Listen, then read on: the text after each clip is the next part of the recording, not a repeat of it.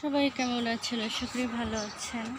তো ছাদ বাগানে চলে আসলাম। ছাদ বাগানে পেঁপে, তো অনেক সময় দেখা যায় পেঁপেগুলো ঝরে যায়। তো পেঁপে ঝরার কারণ হলো গাছের গোড়ায় শক্তি কম থাকার কারণে তো পেঁপে ঝরা শুরু হয়। প্রতি মাসে একবার পেঁপে গাছের গোড়ায় সার দিতে হয়, জৈব সার, গোবর সার, এগুলো তো এইভাবে দিতে হবে আর পানি নিয়মিত দিতে হবে, তাহলে কিন্তু প্রচুর ফলন হবে।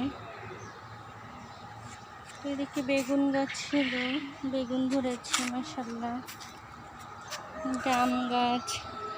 আম গাছটাতে এবছর আম হয়নি। আর এইসব লাউ, কুমড়া, শশা গাছে 3G 4G কাটিং করে দিতে হয়, তাহলে কিন্তু প্রচুর ফলন হয়।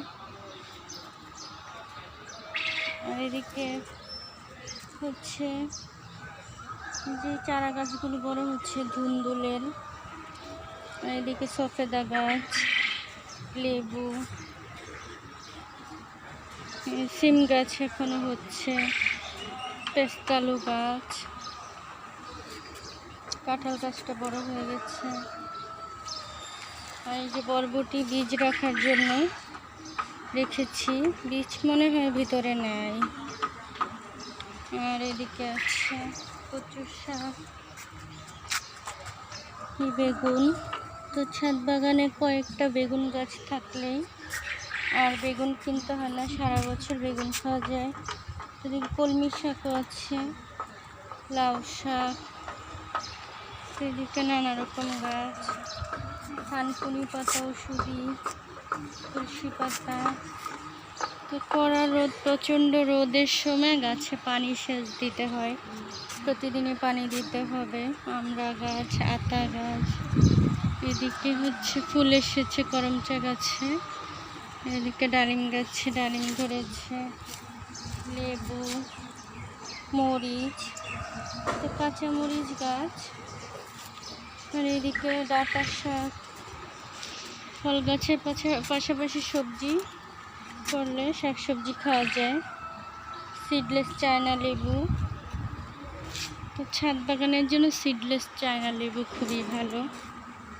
আর এদিকে তো নানা রকম ফুলের গাছ, চন্দ্রমল্লিকা, গাঁদা ফুল, ক্যাকটাস, সাদা চন্দ্রমল্লিকা, এখন একটা সুন্দর কালার।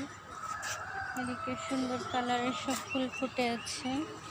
এদিকে পুঁই শাক পাতা হয়েছে, এদিকে চাল কুমড়া গাছ, আঙুর গাছে পাতা গজিয়েছে, ডালিমও ধরেছে এদিকে। আর এদিকে এখনো ডালিয়া ফুল আছে, গোলাপ, এদিকে সুন্দর একটা ফুল।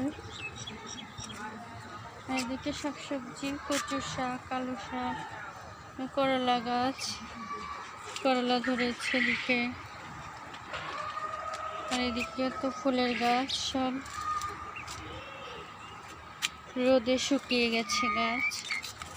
এদিকে আছে মুরগি।